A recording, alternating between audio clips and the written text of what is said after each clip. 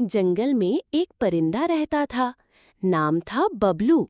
वो सबके लिए घोंसले बनाता था, अक्सर तो मुफ्त में भी।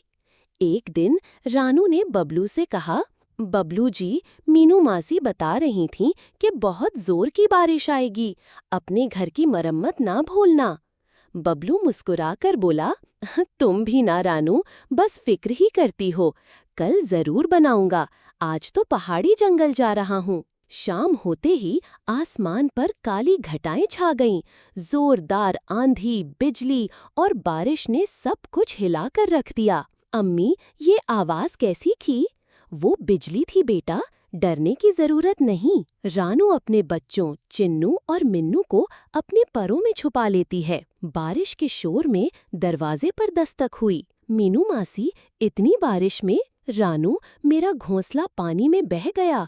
आज रात मैं तुम्हारे साथ रुकना चाहती हूँ। क्यों नहीं मासी, आपने तो हमेशा हमारी मदद की है। अचानक छत का एक हिस्सा टूट गया और पानी घोंसले में आने लगा। मासी, आप चिन्नू को लेकर निकलो, मैं मिन्नू को ले चलती हूँ। सब बाहर एक टहनी पर जा बैठे, बारिश में भीगते कपकपाते। रानू उम्मीद लिए कालू भाई के दरवाजे पर पहुंची। कालू भाई, खिड़की खोलो, बच्चे भीग रहे हैं। ये कोई महल थोड़ा है, माफ करना, किसी को अंदर नहीं आने दूंगा। मायूस होकर वो मोंटू के पास गई। मोंटू, हमारी मदद करो, मेरा घर कमजोर है, बर्दाश्त नहीं कर पाएगा, माफ करना। रानू वापस आई, आंखों में नमी। मासी, हमने सबकी मदद की, आज सबने हमें छोड़ दिया। मासी बोली, रानू, हमने कभी किसी का बुरा नहीं किया, अल्लाह भी हमारा बुरा नहीं करेगा। रानू, मीनू मासी और बच्चे पहुँचे दरख्त राजा के पास। दरख्त राजा,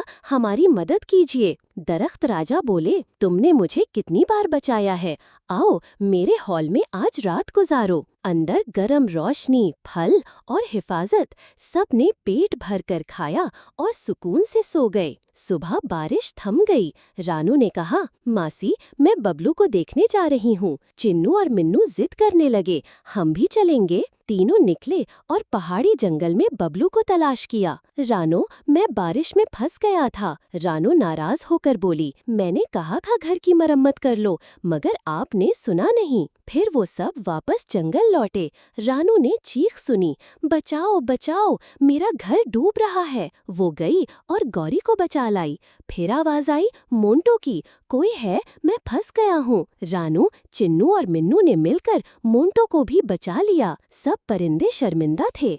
कालू बोला, रानू, तुमने मेरी मदद की, मैंने इनकार किया, मुझे माफ कर दो। मोंटो, गौरी, हम भी गुनहगार हैं, हमें भी माफ कर दो। रानू मुस्कुरा कर बोली, आप सबको अपनी गलती का एहसास हो गया, यही काफी है। हम सब एक दूसरे के लिए हैं, क्योंकि मुसीबत कभी भी आ सकती है।